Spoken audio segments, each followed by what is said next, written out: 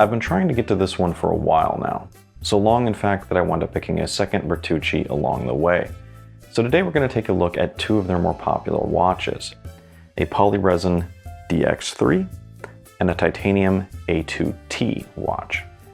Now if you're a collector, enthusiast, or just general watch geek, I think these are two watches you should really know about. They are quite interesting. But to be honest, I don't think most of you will actually want to own one, as they really are the ultimate field watches when it comes to pure functionality, with less of a focus on refinements you may be used to. These really are watches that are designed and built for someone who needs a field watch, as they are lightweight, rugged, durable, easy to use, yet still maintain relative affordability. Now since both of these watches are fairly similar with just different materials, we're going to take a look at both of them at the same time, and we're going to first start by looking at the specs. Although make sure you do stick around to the end, because I will be announcing my first giveaway. Now dimension-wise, these are almost identical. Both have a width of just under 40 millimeters without the crown, and 40.5 width. Although the titanium A-2T has a slightly larger crown, making it closer to 41. Lug to lug is 48.5 millimeters, so overall it's an average footprint.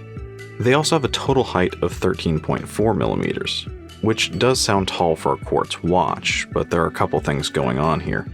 The first is that the bezel area is slightly taller than the crystal, which I assume is to help protect the crystal from a direct impact, or say lying flat on a surface. The second is that the lugs stick out a bit below the case, which I believe is designed that way to aid in wearing it with a NATO. The height from the case back to the top of the case is actually only 11 millimeters. Now lug width is 22 millimeters, but you will have to be limited to a NATO or Zulu style strap, as both of the Bertuccis have integrated lugs or integrated spring bars. Both watches are extremely lightweight, with the polymer DX3 weighing only 48 grams, and that's with its heavy-duty strap. Without the strap, it's actually only 23 grams. The titanium A-2T is slightly heavier at 62 grams, which means that both of these watches you can really put on and just forget you're wearing. Water resistance is the only real difference here, with the polymer DX3 having only 50 meters, while the titanium A-2T has 100 millimeters, which is aided by a screw-down crown. Price-wise, the polymer DX3 runs about $60, while the A-2T is around $130, sometimes less depending on sales. Before we get too far, I think it's worth mentioning that there are a lot of variations on these two watches, including some that actually have a fully loomed dial, and some that have a loomed case. So I'll link the website for Bertucci below, but be warned it's a little old and could use some streamlining. Both watches have a very similar case shape, a very rounded face highlighted by an integrated bezel, and lugs that organically sweep up and down, which are only interrupted by a crown at the 4 o'clock. But while they have a similar shape, they do have a different feel thanks to the different materials used. So let's start by talking about the DX3, which has a polymer resin case, crown, and case back. It's extremely lightweight, and the finishing is what you'd expect from something that came from a mold, except for the bottom of the lugs, which are a little sharp. Now one thing I want to point out here is the case back, which I love all the detail put into it, including the part that says Japanese movement, Chinese case, and Swiss Lume, which I think makes this one of the most upfront and honest case back in the industry right now. You know exactly what you're getting. Not to mention the dog's face at the bottom, which I believe is Enzo, their consumer solutions specialist. Now one thing I do need to talk about here is the DX3 and its poly-resin case. Now I've seen some other people review it and comment on it, and that because of that poly-resin case, they basically say it's a cheap plastic watch, something that you would give to a child. And I think that is a huge mistake and a huge misunderstanding of what a fiber-reinforced poly-resin case is. For me, in many ways, that's like comparing a Glock firearm to a plastic squirt gun. In fact, there's a lot about the DX3 that reminds me of a Glock, and it's not just the texture or the color of the case, which are quite similar. It's also the design philosophy behind it, where they both use an unorthodox approach to create something that focuses on pure functionality, using modern materials. Now, along those same lines, I can understand how some people might think that this plastic case wouldn't be durable in the long run. But this isn't a plastic case, but a fiber-reinforced poly-resin. Now, going back to the Glock. Back when it was introduced in the early 80s, a lot of people had similar concerns about its durability. They couldn't think of any way that the plastic fantastic could hold up to the day-to-day use that police and military would demand of it. Yet 40 years later, you would be hard-pressed to find someone who thinks the same way. Moving on to the titanium A-2T, you find a brush texture across the case. The finishing is better, and everything seems to have more of a sandblasted, really smooth texture to it. In fact, compared to some other titanium watches I've seen, I'd say it's quite good. The case back is also titanium, and filled with a similar amount of useful info.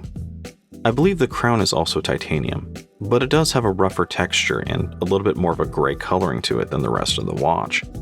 One potential downside on both of these is the crystal, which is mineral. Now, while sapphire is more scratch resistant, it's actually less impact resistant and thus more prone to shattering. So in a watch that's designed to take a beating, mineral may be the better choice than sapphire. Maybe. Ideally, I think Seiko's Hardlux would be the best choice, but I'm not sure they actually sell that for anyone else to use. Now, the overall layout of the dials is very similar, both in a field style, which means they're both very easy to use and read, yet the implementation of both is different, with the more expensive A-2T having a little bit more of a refined setup. Although I think with its very light champagne-colored dial, I don't think it's as easy to read as the DX3. Now, this particular DX3 has a matte black dial, with everything painted on in sort of a desert sand coloring, with the exception of the green lume, which is used as hour indicators on the chapter ring. In addition to a 24-hour inner dial, you have a simple Bertucci logo at the top, while there is other information around the bottom, such as water resistance, model number, and superluminous. And while that's useful, I do think it clutters the dial a bit. The hands are sword-shaped in that same sand coloring, although the lume's center here is more white than green. The second hand is more of a syringe type, with a Bertucci shield logo as a counterweight, something I really like. And for the most part, the second hands here are fairly lined up. Overall, I really like the color scheme and dial layout here, a little bit more than the A-2T. On the A-2T, you have a slightly different layout, with the Arabic numerals being slightly smaller, which I think gives the dial a cleaner look. Not to mention the silver champagne dial, which does have a sunburst effect, which I think seems to match the case coloring and just helps it blend together. It has very similar hands, but in black, which matches the painted indicators and chapter ring. Now, rather than paint, applied lume pips adorn the chapter ring, although they're in white rather than green. And what isn't immediately obvious till you look closer is that the lume pips at the 3, 6, 9, and 12 are slightly larger, which makes the lume just slightly brighter at those points. Overall, I think it's a really good design, and I always love a good sunburst dial. But here, I've never really quite warmed up to that silver champagne color. And if I was to do it over again, I'd probably choose a different color. So let's move on to the lume, which is listed as Swiss Superluminous. The lume is quite good for a field watch, and it does hold its own against the Boulder Venture, which I recently reviewed. I also tested it against a new Phoebus diver I recently got, and I think they held its own against that. Movement-wise, they are both quartz and use Japanese movements. I was curious, so I took the back off the DX3, and I did find a Miyota movement, which was surrounded by a whole lot of plastic, but that is what you'd expect here. Now, I'm sure some people, myself included, would love these in an automatic, but as far as I know, they don't make any, which in many ways fits the design, as an ideal field watch should really be something that you can just grab and go, and not worry about if it's wound or set accurately. Now, another area that the Bertuccis excel in is their straps, which they sell separately as well. It's a very heavy-duty Zulu-style strap that they refer to as the DX3. In fact, the strap is what first caught my attention when I opened the box. And these things are ridiculously over-designed and built, in a good way. Whether you think of them as military grade or just plain overkill, these will last a good while, and may even outlast the watch. Where some premium straps are made softer, like a seatbelt material, these go in a different direction, focusing on making them tougher. The nylon is extremely thick, which matches their overbuilt hardware. The stitching may be a little rough, but it will wear and smooth over time. And one nice feature is the extra stitching at the very end, which helps create ridges that help keep the strap from slipping out of the watch. Now the nylon is stiff, and it will take a little bit of time to break in, but both of the Bertuccis wear extremely well.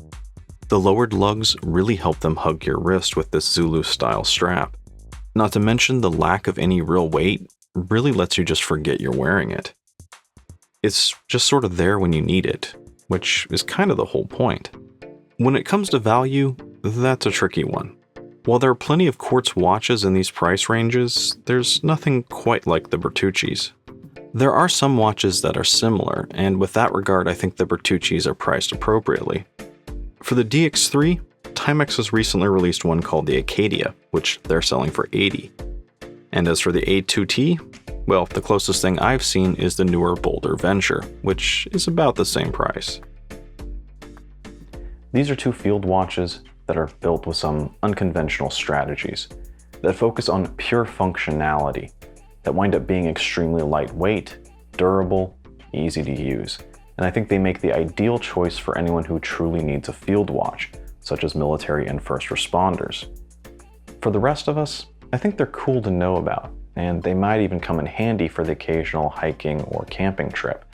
But for regular day-to-day use, I'd probably stick to something more conventional, more citified.